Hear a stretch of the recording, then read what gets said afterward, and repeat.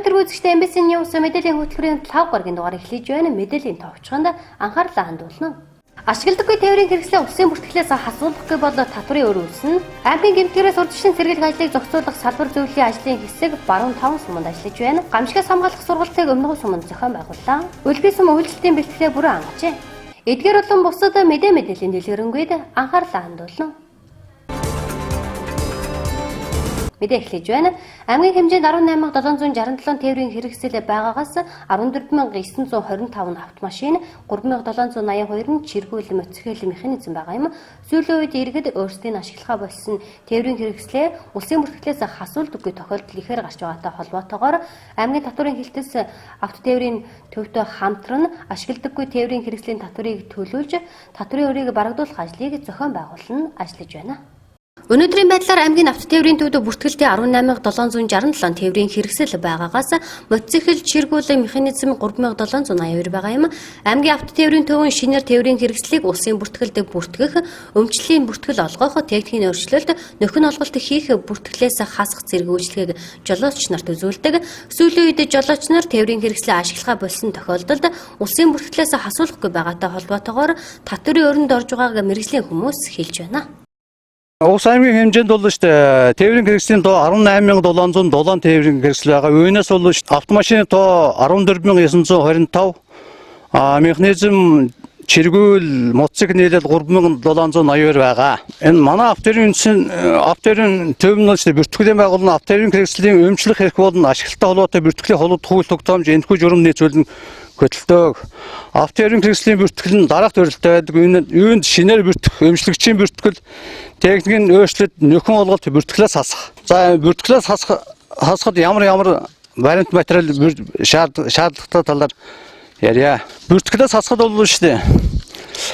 Тухайн иргэн автотээврийн хэрэгслийг дараах баримт бичгийн үндэслэн бүртгэлээс хаснаа. Үүнд өмчлөгчийн хүсэлт, бүртгэлийн мэдүүлэг, автотээврийн хэрэгслийн гэрчлэгээ, улсын дугаарын тэмдэг, хэрвээ улсын дугаарын тэмдэг гэрчлэгээгээ өргөдүүлсэн бол олон нийтийн хэрэгслээр зарлуулсан тодорхойлт. Автотээврийн хэрэгслийг дахин боловсруулах үйлдвэр тушаасан бол тухайн үйлдвэрийн тодорхойлт ингээл болж байгаа. Тэгээ ямар нэгэн автотээврийн төвөөс бол тээврийн хэрэгслийг хасахад ямар нэгэн төлбөр хураамж шаарддаг. Иймээс хүмүүс бол энэ автотээврийн хэрэгслийг бол цааш ашиглах боломжгүй болсон нөхцөл бол цаг тугаад нэрж хасуулж байгаарэ. Тэгээ хасуулахгүй байснаас болж одоо тэр хүн дээр татварын өөр үүсээ явж байна. Хүмүүс чинь зүгээр ашиглахгүй зүгээр аваачаад ингээд гэртээ хашаандаа аваачаа тавьчихдаг. Тухайн үед хасахдаггүйгээс бол татвар дээр бол өөр гардаг. Ийм учраас бол цаг тухайд нь бол шүү дээ 30 хоногийн дотор бол автотээврийн хуулийн заснаар бол 30 хоногийн дотор хасах шаардлагатай. Хуульд заасны дагуу автотээврийн хэрэгслийг ашигласан үгүйгээс үл хамааран албан татвар төлбөрийг ногдуулсаар байгаа. Иргэдийн хувьд ашиглах боломжгүй тээврийн хэрэгслээ улсын бүртгэлээс хасуулахгүй хадгалаад байдаг. Энэ байдлаар үргэлжилсээр албан татвар төлбөрийн өрөнд орох тохиолдол их гардаг байна. Ашигладаггүй огт замын хөдөлгөөнд оруулдаггүй ч тээврийн хэрэгсэл нь бүртгэлтэй бол зам эзэмшигч иргэн аж ахуй нэгж заавал татвар төлөх ёстой. Тиймээс хэрэглэнээс гарсан хуучирч муудад ашиглахаа байсан тээврийн хэрэгсэл байдаг бол улсын бүртгэлээс хасуулах шаардлагатай юм. Тээврийн хэрэгслээ цаг тухайд нь улсын бүртгэлээс хасуулаагүйгээс үүднэ иргэн аж ахуй нэгжийн нэр дээр татварын өр хуримтлал үүсээр байдаг бөгөөд цаашлаад зөрчлийн тухай хуулийн хариуцлага хүлээлгэх нөхцөл байдал үүсэх эрсдэлтэй тул иргэд ашиглахаа болсон тээврийн хэрэгслээ заавал улсын бүртгэлээс хасуулах шаардлагатайг аймгийн татварын хэлтсийн улсын байцаагч анхаарууллаа. Монгол улсын автотээвэр болны өгч хэрэгсэл албан татварын тухай хуульд бол 6 дугаар зүйлд бол албан татвар за улсын бүртгэлд байгаа тээврийн болно өөрөө өгч хэрэгсэлд тэдгээрийг ашиглаж байгаа эсхээс нь хамааруул татвар ногдуулдаг. За тодорхой хэмжээгээр бид бүгд одоо энэ засварын газрын хашаанд ирсэн байна л да. Тэгээ одоо эдгээр машинууд бол ерөөсөө одоо номергүй ингээд 30-40 машин байна. За энэ дээрээс ирээд энэ улсын дугаартай автомашинуудыг аваад үчихэд за нийтдээ одоо энэ 12 тээврийн хэрэгсэл улсын дугаартайгаа байж байгаа. Эдгээрийн ногдлыг аваад үчихэд сая 232,436 төгрөгийн татвар үүссэн байгаа манай бааз дээр. Тэгэхээр иргэд бол одоо ингээд ашиглах боломжгүй болсон задаргаанд өгч байгаа энэ тээврийн хэрэгслээ албан ёсоор улсын бүртгэлээс нь хасуулах хэрэгтэй. Тэгэхгүй бол одоо дараа жил дахиад татвар ногдол явна гэсэн үг. Тэгэхээр ард иргэд бол одоо ийм ашиглахгүй боломжгүй болсон задаргаанд өгсөн тээврийн хэрэгслийг цаг тухай бүрдэнд улсын бүртгэлээс хасуулаач гэж анхааруулж байна. За хасуулгаас болж татвар ногдно. За тухайн татвараа төлөхгүй бол зөрчлийн тухай хуулийн 11-19-ийн 14 зааснаар за тухайн татварыг нөхөн төлүүлж за нөхөн төлүүлэх татврыг 10% торгодог тийм хуулийн заалттай байна. За жишээ нь одоо энэ за 50-94-ийн машин гэхэд бол 17-аас 19 оны татвар төлөгдөг. Нийтдээ 170,500 төгрөгийн татвар төлөгдөг байна гэсэн үг. За 0117 гэх тэнд машин байсан. Тэрэн дээр ихт 13-аас 19 оны 317,100 төгрөгийн татвар төлөгдөг байна. За энэ огцон татврыг бол төлөөлнө. Тухайн одоо эзэмшигчээр нь дээр нь 10 нөхөн төлөвлөлт татврын хэмжээ 10% та тэнцэх хэмжээгээр торгоно. Цааш хүмүүс бол ашиглахгүй байгаа тээврийн хэрэгслээ маш хурдан хугацаанд улсын автотөрийн үндэсний төв манад хандаад ашиглалтаас асуулж улсын бүртгэлээс асуулах шаардлагатай байна. Тээврийн хэрэгслээ улсын бүртгэлээс асуулахад 2012 онд батлагдсан хуулиар 20,000 төгрөгийн хураамж төлдөг байсан бол 2019 онд батлагдсан 192 дугаар тушаалаар ямар нэг хураамж төлөхгүй бөгөөд зөвхөн хэвлэл мэдээллийн хэрэгслээр зарлуулсан тодорхойлолт авснаар тухайн ашиглахаа болсон тээврийн хэрэгслээ улсын бүртгэлээс асуулах боломжтой бөгөөд жолооч танаас ямар ч хураамж шаардахгүй юм. Мөн тээврийн хэрэгслийн татвараа төлөөгүй тохиолдолд татварыг заавал төлүүлж хуулинд зааснаар гарсан татврын 10% торгуулийг ногдуулах арга хэмжээ авах юм байна. Одоо энэ тээврийн хэрэгслийг асуулгад хуучин 2012 онд батлагдсан тээврийн хэрэгслийн бүртгэл хөтлөх улсын дугаар олох журмын дагуу 20,000 төгрөг нэг тээврийн хэрэгслийн гэрчлэгийг гэдүүлэхэд 20,000 төгрөг, нэг дугаарыг гэдүүлэхэд 20,000, ингээ хоёр дугаарыг гэдүүлэхэд ингээ 40,000 төгрөгийн хураамж авдаг байсан. Одоо нодон жил 2018 онд батлагдсан 192 дугаар тушаалаар бол зүгээр олон нийтийн мэдээллийн хэрэгслээ зарлуулсны нэг 2,000 төгрөг тушаагаал тэгэл авах юм аа. Бүртгэлээс асуулах юм. Ийм учраас бол шүү дээ урд нь бол тэр тушаадаг 20,000 төгрөг тушаадаг байснаас болж хүмүүсд асууж чаддаг байсан бол одоо амар хэлбэр болсон. За сая бид хэд бол сая нэг Иргэн Батмаг гээд засварын газар ажилладаг хүний хашаанд ноцсон байгаа. За тэгээд одоо энд байгаа бол бас тэр хүний юу байгаа. Задраад ирсэн одоо энэ тээврийн хэрэгслийн сегнүүд байгаа. Тэгээ одоо энэ бол сая засварын газрын хүн өөрөө хэлж байгаа л энэ байгаа тээврийн хэрэгслүүдийн бол 70% нь баг гიშгэлгээтэй байгаа, эзэнд нь байгаа гэдгийг би өөрөө баг мэдж байна гэсэн юм ярьж байна. Тэгэхээр одоо эдгээр тээврийн хэрэгслийн Батмаг гээд иргэн төгсөн хүмүүс ирж одоо улсын бүртгэлээс одоо энэ тээврийн хэрэгслүүдэд хасагдах шаардлагатай. За бидүүгд бас манай татврын байцаагчдын хувьд бол одоо энэ 19 онд бол 250 тээврийн хэрэгсэлд тодорхойлтын нөгөөд асуулахаар явуулсан байна. Тэгээ 250 хэрэгсэл одоо иймэрхүү хүмүүс тээврийн хэрэгслийн эцэттэй холбогдоод дуудаад татврын төлөөлээд за манаагаас тодорхойлтын нөгөөд автотээврийн үндэсний төв рүү явуулсан ийм ажил хийгдээд байгаа. Одоо энэ бол ерөнхийдөө тэгээ нэг л хүн дээр ирсэн юм байгаа юм шиг. Дахиад одоо өөр газрууд бас байгаа манай аймагт. Тээврийн хэрэгслээ улсын бүртгэлээс асуулахад тухайн жолооч өмчлөлийн хүсэлд бүртгэлийн мэдүүлэг, гэрчлэгээ, улсын дугаарын тэмдэг, улсын дугаараа гээж өргөдүүлсэн тохиолдолд хэвлэл мэдээллийн хэрэгслээр зарлуулсан гэсэн тодорхойлтыг бүрдүүлснээр ямар ч хураамжгүй улсын бүртгэлээс асуулах юм. Аймгийн татварын хэлтээс 2019 он гарснаар 250 тээврийн хэрэгсэл тодорхойлолт өгч улсын бүртгэлээс асуулах ажлыг зохион байгуулна ажиллаж байна. Дараагийн мэдээ. Аймгийн гэмтгэрээс урьдчилан сэргийлэх ажлын салбар зөвлөл цагдаагийн ерөнхий газар ерөнхий прокурор аймгийн иргэдийн төлөөлөгчдийн хурлын дарга Насанбаатар ахлуулсан ажлын хэсэг баруун таван суманд ажиллаж байна. Суманд ажиллах үеэр сумдын гэмтгэрээс урьдчилан сэргийлэх ажлыг зохицуулах салбар зөвлөлийн ажилтай танилцахаас гадна иргэдэд гэмтгэрээс урьдчилан сэргийлэх чиглэлээр сургалт сурталчилгааг зохион байгуулна ажиллаж байна. Гэмтгэрээс урьдчилан сэргийлэх ажлыг зохицуулах салбар зөвлөл аймгийн цагдаагийн газар прокурор аймгийн иргэдийн төлөөлөгчдийн хурлын даргаар ахлуулсан ажлын хэсэг баруун таван суманд ажиллаж байна. Сумдын гэмтгэрээс урьдчилан сэргийлэх ажлын салбар зөвлөлийн ажилтай танилцаж иргэдэд гэмтгэрээс урьдчилан сэргийлэх чиглэлээр сургалт сурталчилгаа зохион байгуулан ажиллаж байна. Сургалтаар гэр бүлийн хүчирхийлэл, хүүхдийн хүчирхийллээс урьдчилан сэргийлэх мэдээллээр хангаж сургуулийн нийгмийн ажилтан эцэгчүүдийг хамруулсан сургалт зохион байгууллаа. За аймгийн иргэдийн төлөөлөгчдийн хурал гэмтгэрээс урьдчилан сэргийлэх ажлыг зохицуулах салбар зөвлөл маань аймгийн цагдаагийн газар аймгийн хурлын даргаар ахлуулсан цагдаагийн газрын дарга мөн аймгийн ерөнхий прокурор гэх 3 хүнээр ахлуулсан ажлын хэсэг өмнө говь үлгий ховд бүх мөрн за бүх мөрний 1-2 дугаар застаабар ажиллах ажлын чиглэлтэйгээр за мөн иргэд малчдад гэмтгэрээс урьдчилан сэргийлэх чиглэлээр яриа таниулах сургалт сурталчилгааг зохион байгуулах ажлын хэсэг ингээд төлгөө сум дээр явж байна. За ард иргэд маш сайн оролцож байна, эрт сайн байна. За ард иргэд бол мэдхгүй одоо хууль хяналтын байгууллагуудаас одоо мэдэхгүй мэдээллийг маш түргэн шуурга хугацаанд мэргэжлийн байгууллагуудаас л авч ажиллаж байна. За мөн бид нар сумдын гэмтгэрээс урьдчилан сэргийлэх ажлын явцдаа бас танилцж зөвлөн туслах үйлчлэгийг үзүүлж явж байгаамаа. Аймгийн гэмтгэрээс урьдчилан сэргийлэх ажлыг зохицуулах салбар зөвлөл болон хууль хүчний байгууллагуудтай хамтраад одоо зарим сумдын иргэдийг гэмтгэрээс урьдчилан сэргийлэх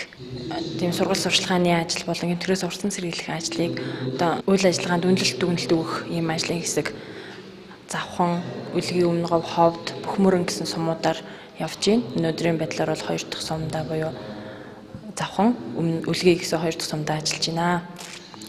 За энэ ажлын чиглэлийн хүрээнд иргэдийг болон бага насны хүүхдүүдийг, насан туршаагүй охидыг хүчирхийллийн гэмтгэрээс урьдчилан сэргийлэх чиглэлийн мэдээлэлээр да хангах ийм ажлыг хийж байна. За гэмтгэрийн гаралт болохоор 2018 оноос болохоор 19 онд яг юм мөн үедээ болохоор өссөн хандлагатай харагдаж байгаа. Гэхдээ тодорхой төрлийн гэмтгэрүүд одоо хүүхэд оролцсон гэмтгэрэг зэрэг гэмтгэрүүдийн гаралтууд л өссөн үзүүлэлттэй байгаа. Мөн одоо хүүхдээс үлдэгдэж байгаа гэмтгэрэг өссөн одоо статистик мэдээнд тулгуурлаад нэгсэндээ статистик судалгаанд тулгуурлаад тийм ээ хүүхдийн гэмтгэрээс урьдчилан сэргийлэх мэдээллийг одоо сургуулиуд дээр эцэг эхчүүдэд багш сургуулийн нийгмийн ажилтнуудад ингэж хүргэж ажиллаж байна. Цагдаагийн ерөнхий газрын 2018 оны 2 дугаар сарын 18-ны өдрийн А58 дугаар тушаалаар мал хулгайлах гэмт хэрэгтээ тэмцэх хэсгийг шинжилэн байгуулсан бөгөөд тус ажлын хэсэг нь хэсгийн дараах 2 эргийн мөрдөгч, 1 мөрдөн байцаагч зэрэг 4 хүний бүрэлдэхүүнтэй бөгөөд мал хулгайлах гэмт хэрэгээс урьдчилан сэргийлэх чиглэлийн ажлыг зохион байгуулан ажиллаж байна. За Увс аймаг дэх цагдаагийн газарт мал хулгайлах гэмт хэрэгтээ тэмцэх хэсэг бол шинжилэн байгуулагдсан байгаа. За мал хулгайлах гэмт хэрэгтээ тэмцэх хэсэг бол нэг хэсгийн дараахтаа 2 эргэн мөрдөгч, 1 мөрдөн байцах засгийн мөрдөгч, тийм 4 орон тооны бүрэлдэхүүнтэй ажиллаж байгаа. За энэ бүтэц бүрэлдэхүүнээр энэ Увс аймгийн хэмжээнд гарч байгаа нуус далдаргаар үлдэгдсэн мал хулгайлах гэмт хэрэгтээ тэмцэх чиглэлийн ажлыг бол дагнан хариуцж ажиллаж байгаа. За энэ бол 2018 оны 2 дугаар сарын 14-ний өдрийн А58 гис тушаалаар цагдаагийн ерөнхий газрын даргын тушаалаар батлагдсан ийм бүтэц бүрэлдэхүүн байгаа. Энэ бол дотоод одоо бүтцтэй биднээс ийм шинжилсэн бүтэц байгуулагдаж дагнасан тийм мэрэгсэн албаагчдыг бол ажиллуулж эхэлсэн байгаа. За 2018 оны одоо 10 дугаар сарын байдлаар Увс аймгийн хэмжээнд мал хулгайлах гэмтгэрд 30 бүртгэжсэн бол энэ оны 10 дугаар сарын байдлаар 39 бүртгэгдэж бол 9 нэгжээр бол өссөн үзүүлэлттэй байгаа. За энэ бол мал хулгайлах гэмтгэргийн өсөлт бол тасралтгүй одоо жилээс жилд өсөлттэй явж байгаа. Энэ төрлийн гэмтгэртэй тэмцэх чиглэлээр биднес бол одоо тодорхой чиглэсэн арга хэмжээнүүдийг бол авч ажиллаж байна. Гэмтгэрээс урьдчилан сэргийлэх ажлын салбар зөвлөл баруун 5 сумд ажиллахдаа иргэд малчтад гэмтгэрээс урьдчилан сэргийлэх сумуудад зовлон гараад байгаа гэмтгэргийн гаралтыг бууруулах, мал хулгайлах гэмтгэрээс урьдчилан сэргийлэхийн тулд малаа хариуцлагатай байх талаар иргэдэд мэдээлэл өгч ажиллалаа.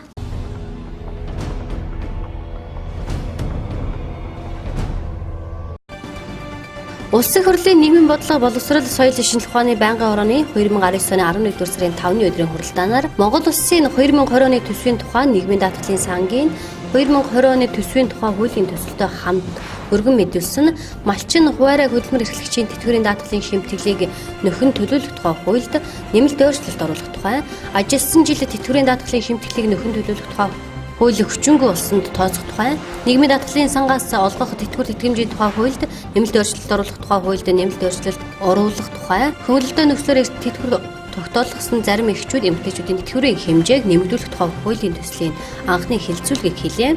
Хуулийн төслүүдийн талаарх танилцуулгыг засгийн газрын гишүүн хөтөлбөр нийгмийн хамгааллын сайд чин зөрөг хийсэн юм. Засгийн газраас 2020 онд хэрэгжүүлэх төсвийн бодлогын хүрээнд төсвийн зарлагын шинжилгээг хэрэгжүүлэхээр төлөвлөсөн. Энэ хүрээнд малчид хуваарай хөдөлмөр эрхлэгчид 1995-аас 2019 оны хооронд төлж чадаагүй шимтгэлээ 2020 онд нэг удаа нөхөн төлж тэтгэвэр авах боломж бүрдүүлэх юм. Малчин хуваарай хөдөлмөр эрхлэгчийн тэтгэврийн даатгалын шимтгэлийг нөхөн төлөвлөх тухай хуулийг улсын хурал 2017 оны 2 дугаар сарын 2-ны өдөр батлаж 2020 оны 1 дугаар сарын 1-ний өдрөөс эхлэн дагаж мөрдөхөр шийдвэрлсэн. Хуулийн өөрчлөлтийг хэрэгжүүлснээр иргэн 1 сарын 42 мянган төгрөг, жилийн 504 мянган төгрөгийн шимтгэлийг нөхөн төлнө. Хуульд нэмэлт өөрчлөлт орсноор 2020 онд 88 мянган малчин хуваарай хөдөлмөр эрхлэгч тэтгэврийн даатгалын санд 133.1 тэрбум төгрөгийн орлого төлөвлөрүүлж 42 мянган хүнийг тэтгэврт 65.1 тэрбум төгрөг зарцуулна. Малчид, хуваарай хөдөлмөр эрхлэгчид шимтгэл нөхөн төлсөн жилээс эхлэн тэтгэвэр тогтоолох боломжийг хамтд нь олгож байгаатай холбогдуулна. Тэтгэврийн сангийн их усүрийг тогтвортой байлгахад чиглэсэн зарим өөрчлөлтийг холбогдох хуульд өөрчлөлт оруулах замаар зохицуулж байгааг сайд онцлоо. Мөн эхчүүдийн нийгмийн хамгааллыг сайжруулах бодлогын хүрээнд нийгмийн даатгалын сангаас олгох тэтгэвэр тэтгэмжийн тухай хуульд нэмэлт өөрчлөлт оруулах тухай 2017 оны 2 дугаар сарын 2-ны өдрийн хуулиар өөрчлөлт хийгдсэн. Дараах зарлуудыг 2020 оны 1-р сарын 1-ээс эхлэн нийгмийн даатгалын тэтгэвэр тэтгэмжийн сангаас санхүүжлэхээр тусгасан. Үүнд төрүүлсэн болон 3 хүртэл настайд нь өрчлөлт авч 6 нас хүртэл хөвгтө өсгсөн эхийн нийгмийн даатгалын шимтгэл төсөлний хугацаан дээр төрүүлсэн болон өрчлөлт авсан хүүхдүүдийн тоогоор 1 жил 6 сарыг нэмж тооцох. Нийгмийн даатгалд сайн дураараа даатгалсан эхийн жирэмсний болон амарчны тэтгэврийн цалин хөлснийх нь 70%-аар тооцож байсныг 100%-аар тооцож олгох.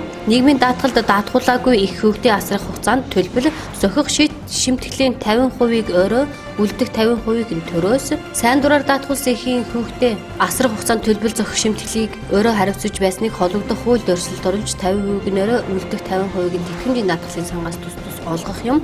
Дээрх 3 хуулийн төсөл агуулга нь ижил бөгөөд 1990 оны 11-р сарын 27-ны өдөр баталсан бүгд найрамдах Монгол Ард улсын тэтгэврийн тухай хуульд заасан хөнгөлөлтөй нөхцлөөр өндөр насны тэтгэвэр тогтоолгосон иргэдийн тэтгэврийн хэмжээг 50 мянган төгрөгөөр нэмэгдүүлэх зорилготой юм. Хуулийн төсөлд батлагдсанаар 1997 оны 2 дугаар сарын 1-ний өдрөөс хөнгөлөлтөй нөхцлөөр тэтгэврт гарсан 21208 иргэний суурь тэтгэврийн хэмжээ эх оноос 50 мянган төгрөгөөр нэмэгдэх юм. Энэ арга хэмжээнд зориулж 2020 оны улсын төсөвт 12.7 тэрбум төгрөгийг тусгажээ.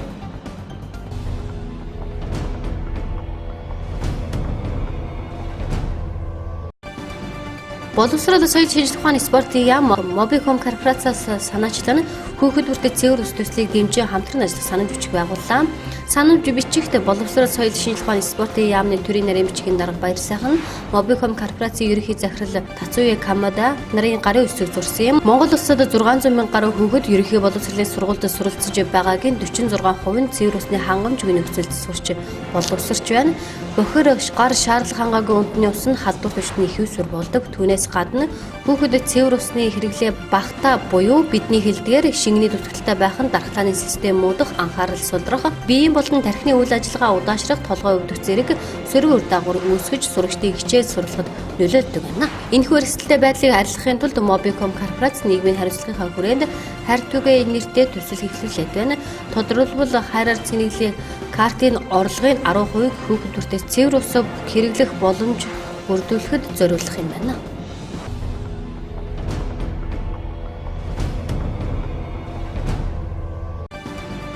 Онгарсаар улсын хэмжээнд эхний 10 дугаар сарын байдлаар 4317 удаагийн аюулт үзэгдэл осын тохиолдол бүртгэгдсэн байна. Үүний улмаас 187 хүн амнасаа алдаж 112 хүн гэмтэж бэртэн 26083 толгоймол амьтан хорогдож 48.1 тэрбум төгрөгийн бодит хохирол учирсан байна. Аврах хоршгийг арилгахад онцгой байдлын байгууллагын болон бусад байгууллага орон нутгийн нийт 27742 хүн 5256 техник хэрэгслээр ажиллаж 1517 хүний амнаас төр байгууллага аж ахуйн нэг жирэгдийн 53.1 тэрбум төгрөгийн өмч хөрөнгийг авран хамгааллаа. Харин гамшигтай тэмцэх хоршгийг арилгах ажилд онцгой байдлын байгууллага болон орон нутгаас 1.1 тэрбум төгрөг зарцуулсан байна. Өнгөрсөн оны мөн үетэй харьцуулахад гамшиг аюулт үзэгдэл Ослоос аварсан хүний тоо 627 буюу 70%-аар, эд хөрөнгө 18.5%-аар буюу эд хөрөнгө 18.5 тэрбум төгрөгөөр буюу 53%-аар өссөн үзүүлэлттэй байна. Тээврийн хэрэгслийн ослын 70 удаагийн дуудлага 529 хүн 122 техник хэрэгслээр ажиллаж автомашин техник хэрэгслийн эд ангид хавчуулагдсан 83 иргэнийг аварч 51 цогцыг цагдаагийн байгууллагад шилжүүлэн өгсөн. Цогцос гаргах 22 удаагийн дуудлагад нийт 341 хүн 28 техник хэрэгслээр ажиллаж 25 цогцыг ослын голомтоос гаргаж цагдаагийн байгууллагад шилжүүлэн өгсөн. Харин 10 дугаар сарын байдлаар нийт 187 хүн нас барсан. Өмнөх оны мөн үетэй харьцуулахад 33 буюу 15%-аар өөрс үзүүлэлттэй байна.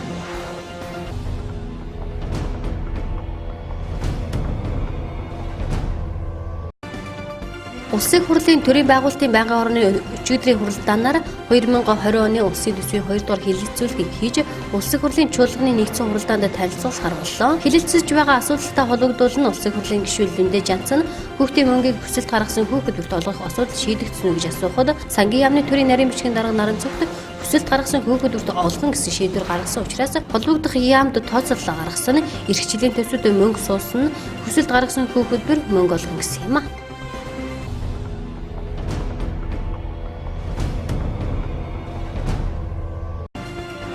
Хуульцад дотоод хэргийн сайдын нэрэмжит цагдаагийн байгууллагын шийддэг хэсгийн төлөөлөгч 2019 тэмцээний нээлттэй үйл ажиллагаа 2019 оны 11-р сарын 5-нд боллоо.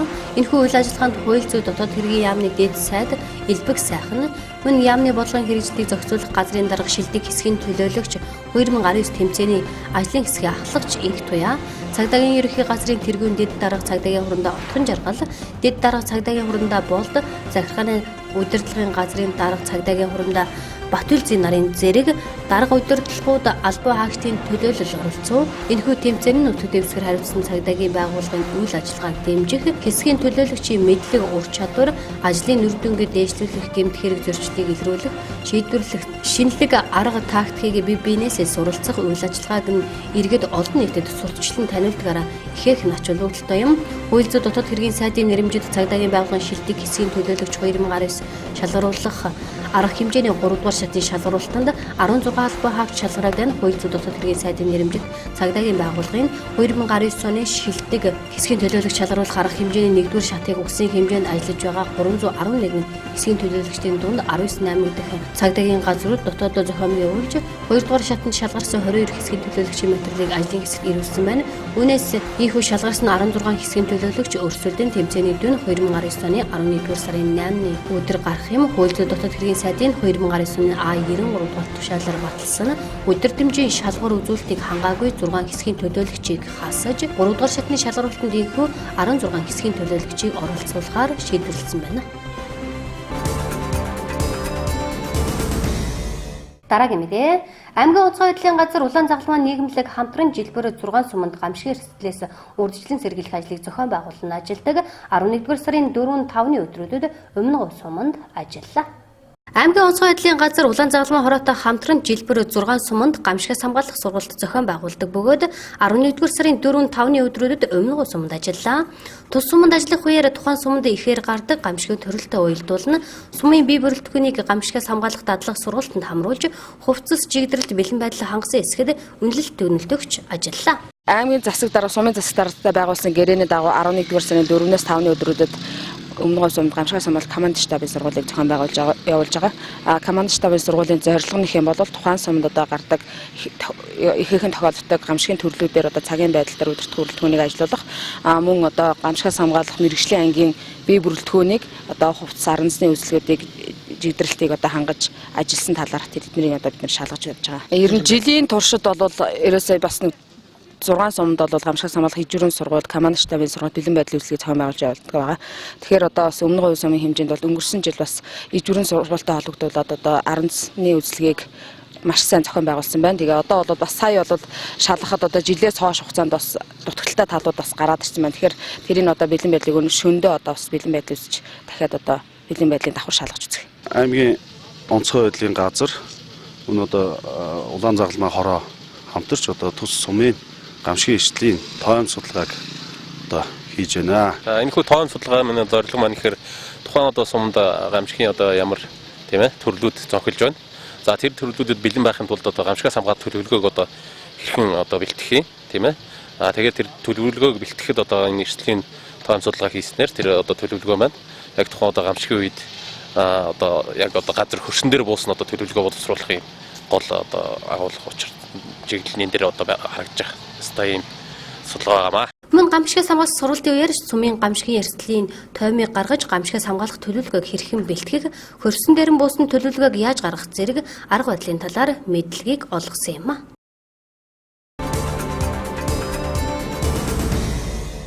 Дараагийн мэдээ. Аймаг сумын засаг даргын үйлчлэлтийн бэлтгэл ажлыг хангуулах үүрэг чиглэлийн хүрээнд үлгий сумын аж ахуй нэгж байгууллага малчид үйлчлэлтийн бэлтгэлээ бүрэн хангасан байна. 2019-с 2020 онд үлгий сумаас Ховд аймгийн Мянгад суманд 18 нөрх үйлчлэх урьдчилсан мэдээ байна. Аймаг сумын засаг даргын үйлчлэлтийн бэлтгэл ажлыг хангуулах үүрэг чиглэлийн хүрээнд Өлгий сумын аж ахуй нэгж байгууллага малчид үйлчлэлтийн бэлтгэлээ бүрэн хангасан байна. Зуншлаг сайхан гарсантай холбоотойгоор үйлчлэлтийн бэлтгэл ажлыг хангахад хүндрэл бага байсан талаар сумын удирдлагууд ярьж байсан юм. Өлгий сумын Өлгий нуур багийн зарим малчид Ховд аймгийн нутагт өвлжих хүсэлтэй байгаа бөгөөд сумын удирдлагууд Ховд аймгийн Мянгат сумын удирдлагуудтай уулзаж яриа хэлэлцээ хийхээр төлөвлөн ажиллаж байна. Өлгий сум маань энэ жил бол сайхан тавтаа сайхан зүсэж энэ намарч гэсэн сайхан тарган сайхан намар үлж байна. Малчид маань тус тусынхаа намаржаан дээр ерөнхийдөө одоо байж байна. Өвс тэжээлийн хувьд бол энэ жил манай сум маань тэжээлийн хувьд сумдаа бас нөөц үрдүүлж авсан хөв аж ахуй нэгж малчид маань бас зөв хэмжээний өвс тэжээл халангаа бол хангалттай авсан. Намарчин сайхан болж байна. Одоо зарим найзууд өвлж ядаа жоохон саяны 2 өдрийн цасан шуурмуургаар өвлж ядаа нэг цөөхөн айл буусан байна. Ихэнх айлууд намаржаан дээр намаржиж байна. Сайхан намар болж байна. Тийм багууд бас байгаа. Манай энэ өртлийн Өлгий нуур баг Ховд аймгийн Мянгат сумын юутаа бас хилцээр одоо маргаас явж гих гэж байна. Одоогийн байдлаар 18 нэрхийн 12 мянган толгоомол Ховд аймгийн нутгаар урж өвлцгаар одоо ингээд гэрээ хэлцээр маргааш өглөө явж гэгдэн ерөнхийдөө одоо нэг медиагаар бол тийм мэдээ ирсэн байна. Яг өнөө маргааштай бол одоо бид нэртөө бол гэрээ хэлцээр хийсэн бол аймаг сум бол одоо байхгүй байна. Бид нар бас ерөн гаднаас бол нэг энэ жил авах бас нэг шаардлага байх та манайх малчид бол бас жоохон бэлчээр хомсхон юм байгаа учраас бид нар бас тэн дээр бас нэг ярьж барих асуудал гарвал бас нэг цөөхөн тооны авах байх тийм л одоо тийм чиглэлтэй байгаа. Өв сургам бол энэ жил бол сайхан босон сайхан одоо бол өвстэй уулдаа бол жоохон ундны цастай одоогаар бол энэ сайхан намар болж байна. Манай баг бол үйлчлэлт гайгүй хангасан. Тэр нэг өвстэй жилийн хувьд бол хангалттай хангасан гэж бодож байгаа. Тэг боломжийг авсан. Байгалийнхаа өвс сайтай адлан тэжээл сайн авсан. Нийтэн их цас урьдчилан нэг өдрөг бол энэ одоо ажиллахгүй гэж бодож байгаа бид. 2019-с 2020 онд Өлгий сумын Өлгий нуур багийн 18 малчин нөрхийн 13 мянган толгоомол Ховд аймгийн Мянгат суманд өвлжих үргэлжлсэн мэдээ байна. Харин Өлгий суманд өнөөдрийн байдлаар гадны сум аймгийн малчид өвлжих эсэх мэдээлэл байхгүй байгаа юм. Сумын удирдлагын зүгээс бэлчээрийн даацыг харгалзан үзэж гадны сумын малчдыг цөөхөн тоогоор өвлжүүлэх талаар анхаарч ажиллаж байна.